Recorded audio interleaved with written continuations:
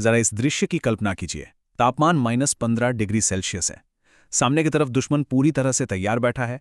ऊपर से लगातार अंधाधुंध गोलियां बरस रही हैं और ऐसी भयानक, रोंगटे खड़े कर देने वाली स्थिति में 90 डिग्री की एकदम सीधी बर्फीली चट्टान पर चढ़ाई करनी है। साल 1999, जब पूरा देश सुकून की नींद सो रहा था, तब कारगिल की इन जमा देने वाली चोटियों पर एक ऐसी खामोश साजिश शुरू हो चुकी थी जिसने आगे चलकर पूरे देश को एक भीषण युद्ध की आग में धकेल दिया। देखिए, ये कोई आम लड़ाई नहीं थी। ये उन वीर सैनिकों की असाधारण कहानी है जिन्होंने 18,000 फीट की ऊंचाई पर साक्षात मौत को मात देकर अपना झंडा लहराया। तो आज हम इन्हीं दस्तावेजों और तथ्यों के आधार पर इस अनकही कहानी के हर एक पहलू को गहराई से समझने वाले हैं। तो चलिए सीधे इसमें उतरते हैं और उन जानलेवा परिस्थितियों को समझते हैं जिन्होंने इस संघर्ष को दुनिया की किसी भी अन्य युद्ध से बिल्कुल अलग बना दिया। स्क्रीन पर जो ये आंकड़े दिख रहे हैं ना, ये सिर्फ कुछ नंबर नहीं है। -15 से 20 डिग्री का तापमान, 18,000 फीट की ऊंचाई, मतलब एक ऐसी जगह जहां किसी भी आम इंसान के लिए बस सांस लेना ही अपने आप में एक बहुत बड़ा संघर्ष होता है। और जरा सोचिए, इन सबके बीच भारी गोलाबारी के साए में एकदम सीधी खड़ी चट्टानों पर चढ़ना। ये वो अकल्पनीय परिस्थितियां थीं जिनका सामना हमारे सैनिकों को हर एक पल करना पड़ रहा था।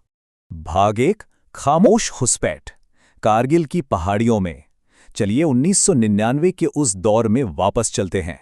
और ये बहुत ही शानदार तरीके से दर्शाता है कि रणनीतिक रूप से ये खतरा असल में कितना बड़ा था। 1999 में जब इन दुर्गम चोटियों पर कुछ संदिग्ध हलचल देखी गई, तो शुरुआत में ऐसा लगा कि ये शायद कुछ मामूली उग्रवादी हैं। लेकिन असलियत तो कुछ और ही थी। दुश्मन खामोशी से और बहुत ही चालाकी से सीमा के काफी अंदर तक घुस चुका था। उन्होंने गुप्त रूप से कई सबसे ऊंची और महत्वपूर्ण चोटियों पर अपना कब्जा जमा लिया था। इन चोटियों में टाइगर हिल, तुलोलिंग और पॉइंट 4875 जैसी बेहद अहम जगहें शामिल थीं। अब उनका असली प्लान बहुत सीधा और खतरनाक था। इन ऊंची चोटियों पर बैठकर वे पूरे हाईवे को आसानी से अपना निशाना बना सकते थे। अगर ये हाईवे कट जाता तो मतलब लद्दाख का बाकी देश से संपर्क पूरी तरह टूट सकता था। भाग 2, ऑपरेशन विजय की शुरुआत और एक मुंहतोड़ जवाब। जब गश्ती दलों पर हमले शुरू हुए, तब जाकर यह खौफनाक सच्चाई सामने आई कि पहाड़ों पर जो लोग बैठे हैं वो मामूली उग्रवादी नहीं हैं, बल्कि भारी हथियारों से लैस पूरी तरह से प्रशिक्षित सैनिक हैं जिनके पास ऊंचाई का एक बहुत बड़ा और अचूक रणनीतिक फायदा है। अगर हम इस टाइमलाइन को देखें तो समझ आता है कि हालात कितनी तेजी से बिगड़े। सबसे पहले गश्ती दलों पर हमले हुए, जिसने असल खतरे की घंटी बजा दी। इसके तुरंत बाद सेना ने अपना एक विशाल जवाबी हमला शुरू किया, जिसे ऑपरेशन विजय नाम दिया गया। इस भयंकर मिशन में लगभग 2 लाख सैनिकों को तैनात किया गया था और आसमान से दुश्मन को नेस्ते नाबूद करने के लिए वायुसेना ने भी ऑपरेशन सफेद सागर की शुरुआत कर दी। सच कहें तो एक बहुत ही बड़े पैमाने पर होने वाले विनाशकारी युद्ध की शुरुआत थी। भाग 3, एक असंभव युद्ध क्षेत्र। खतरनाक पर्वतीय युद्ध की असलियत। कारगिल की यह लड़ाई किसी सामान्य समतल मैदान में तो लड़ी नहीं जा रही थी। ये एक ऐसा युद्ध क्षेत्र था जो ऑक्सीजन की कमी और घुटनों तक गहरी बर्फ के साथ इंसानी शरीर की सहन शक्ति की अंतिम परीक्षा ले रहा था। अब इस स्लाइड के बारे में जो बात वाकई बहुत दिलचस्प है, वो है इस लड़ाई का विज्ञान। जरा दोनों तरफ की स्थितियों की तुलना कीजिए। एक तरफ दुश्मन है जो पहाड़ों की बिल्कुल चोटी पर सेफ बंकरों में छिपा बैठा है, भारी हथियारों से लैस है और उसके पास ऊंचाई का सबसे बड़ा फायदा है। और दूसरी तरफ सेना है जो पूरी तरह से खुले में है, ऑक्सीजन की कमी से जूझ रही है और उसे नीचे से एकदम खड़ी और सीधी चट्टानों पर चढ़ना पड़ रहा है। सैन्य विज्ञान में ऊपर बैठे दुश्मन को नीचे से हराना लगभग असंभव माना जाता है, क्योंकि गुरुत्वाकर्षण और दृष्टि दोनों ही दुश्मन के पक्ष में होते हैं। कई सैनिक इस असंभव चढ़ाई को करते हुए नीचे भी गिरे, लेकिन सच मानिए, किसी के भी कदम रुके नहीं।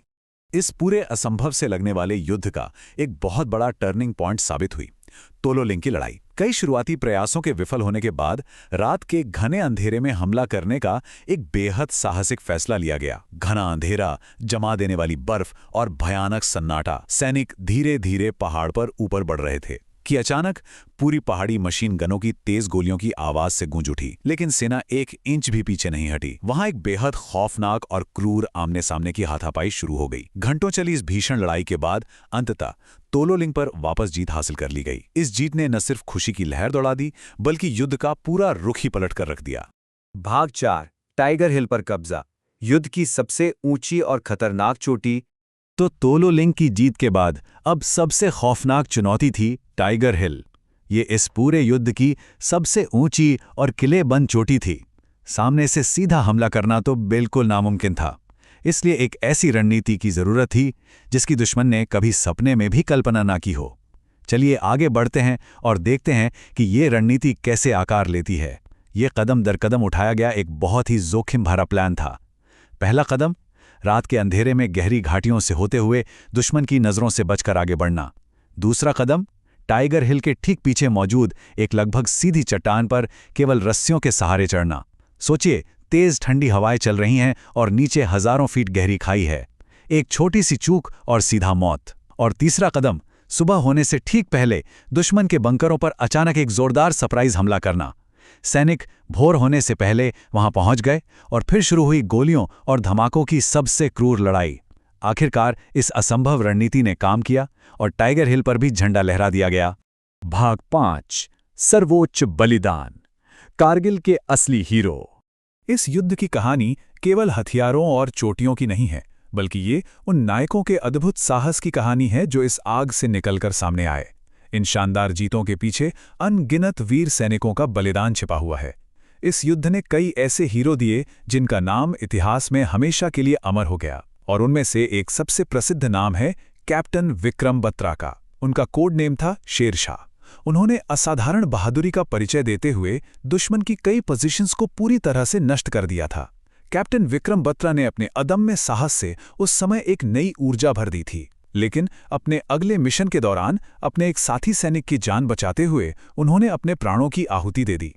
तो सबसे अहम बात यह है कि इस युद्ध में कैप्टन बत्रा द्वारा बोला गया ये एक वाक्य, ये दिल मांगे मोर, सिर्फ एक साधारण लाइन नहीं रहा। निष्पक्ष रूप से देखा जाए तो ये सेना के असीम मनोबल, निडरता और कभी हार ना मानने वाले जज्बे का एक बहुत बड़ा और ऐतिहासिक प्रतीक बन गया। ये दिखाता है कि मौत के साये में भी और इतनी भयंकर परिस्थितियों के बीच भी हौसला किस चरम सीमा पर था। खैर, युद्ध तो जीत लिया गया था, लेकिन इसकी कीमत बहुत भारी थी। इस असंभव सी लगने वाली जीत को हासिल करने के लिए 500 से अधिक सैनिकों ने अपने प्राणों का बलिदान दिया। इसके अलावा हजारों अन्य गंभीर रूप से घायल हुए। एक तरफ जीत का गर्व था, लेकिन साथ ही इन वीर सपूतों के जाने का भारी गम भी था। ये एक बहुत ही गंभीर और भावुक करने वाला सच है कि हर बड़ी जीत की नींव में बेशकीमती मानवीय बलिदान होता है। दुनिया ने देख लिया था कि असंभव को भी संभव बनाया जा सकता है, लेकिन इसकी जो कीमत चुकाई गई उसे कभी भी भुलाया नहीं जा सकता। इस पूरे संघर्ष का ऐतिहासिक महत्व सिर्फ उन बर्फीली चोटियों को वापस पाने तक सीमित नहीं है। इसने यह स्पष्ट संदेश दिया कि जब अदम्य साहस और दृढ़ संकल्प एक साथ मिलते हैं तो इंसान किसी भी असंभव काम को अंजाम दे सकता है। यह सिर्फ जमीन के एक टुकड़े की लड़ाई नहीं थी, बल्कि यह हिम्मत, असीम बलिदान और गहरे समर्पण की एक अविस्मरणीय कहानी थी। जब भी इतिहास के पन्नों को पलटा जाएगा तो एक सवाल हमेशा गूंजेगा, इतिहास उन लोगों को कैसे याद रखेगा जिन्होंने इस असंभव काम को संभव कर दिखाया। इसी विचार और इन असाधारण बलिदानों की स्मृति के साथ आज की इस प्रस्तुति को यहीं विराम देते हैं। हमारे साथ जुड़ने के लिए बहुत बहुत धन्यवाद।